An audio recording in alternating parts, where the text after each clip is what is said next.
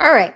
Next, we're going to talk about Louis Theroux, or Thoreau, I don't know how to say his name, and his new documentary that just came out inside the Manosphere.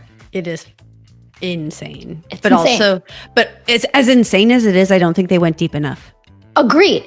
And it turns out the most dangerous man in any room is the quiet one taking notes in the corner. And Louis is undefeated on that. So before we get into our thoughts, I want to give a little background. So Louis goes to various places in the Western world to interview these manosphere creators, business people. I don't know what else to call them. And influencers. Okay, influencers. Yeah. I don't think they consider themselves influencers, but yes, I think that's what they are. So the cast exposes itself, and Louis barely has to do anything.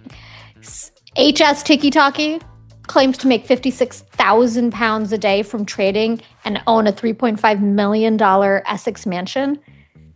But the Daily Mail confirmed that most of his videos have been filmed from an Airbnb. And he sells courses on financial freedom at the age of 24. And I think that some organization in Britain actually said to not heed his investment advice. Then you have Justin Waller, who says that his net worth is well over 30 million. I think it's confirmed to be somewhere between 10 and 20. And he's not legally married to his partner, even though he has 2 kids with her, third one on the way, and preaches traditional values. He's not married to her and says on the documentary it's because of financial reasons. And then also, and I think it's important to note, he is really close to the Tate brothers. Oh, yes. They came up. They helped him come up. And I mean, there's a few other characters, but I won't get into those. You guys those can watch those were really yourself. The main ones. They were. And I think that the line that really stops the whole documentary almost cold is the young fan. I think he was a fan of Waller's, whose brother died by suicide. And 1, he doesn't believe in depression. And 2, looks right dead into the camera and says, "We're not meant to be happy as men. We're meant to suffer." That is not alpha energy that these guys are preaching about. That is a kid who is in pain, who found the wrong mentor. Now, what absolutely are your takes on this? I'm going to go back a little bit and then get right back to that point.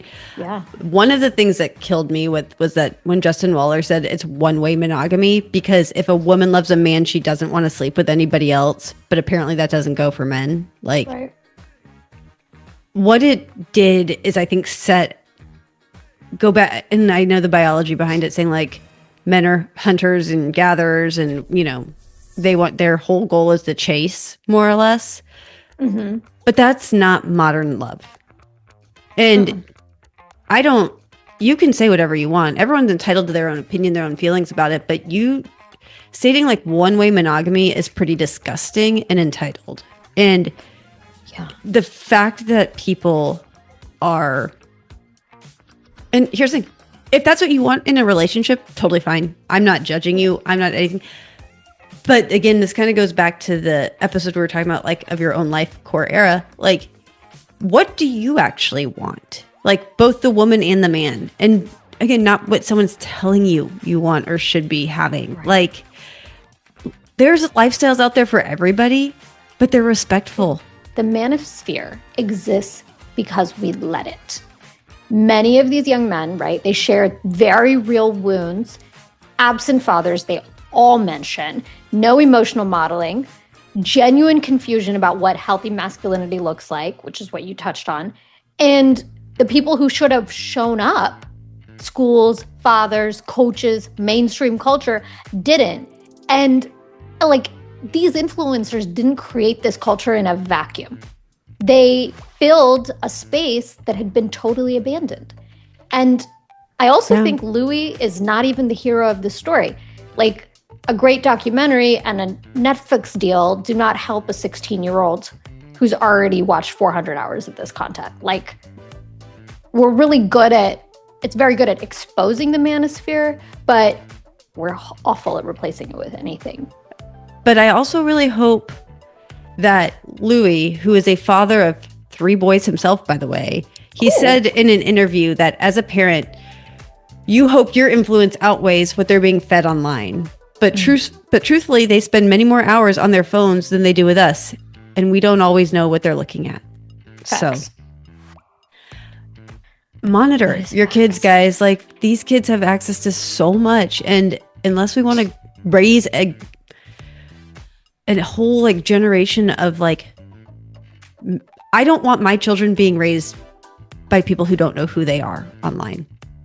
I want my children to have the values that I instill.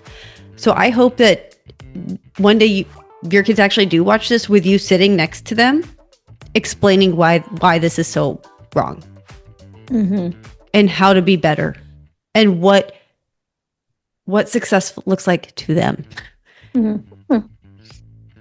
I think the doc is excellent, but on its own, it changes nothing. Yeah, it's all the things that you said. But I also don't think change anything. But I also don't think it really went far enough, and I really mean that. Like, I think they spent a little too much time examining the women who were targeted by these beliefs, but like not giving them enough credit or enough of a voice on the documentary. Like, you don't think that's because those guys wouldn't let those women speak? I mean, they stayed and they hovered. Then sent them out of the room. Go clean, and fucking standing in the corner watching. Potentially, lurking. I know, and I know that they're victims in their own right. They're being gaslit. It's a form of abuse, whether people want like that or not. But it is. They've got their own shit stuff. Yeah. But sometimes you get into it not knowing what you're getting into, and I hope they find their voice and they can raise their kids to know that that's not what love looks like, and that's not how men treat women. And if they have little boys, that they don't let their little boys treat women like that. And if they have little girls, that those little girls know they deserve more than that. Yes. Hear, hear. So, on a really happy note. Yay!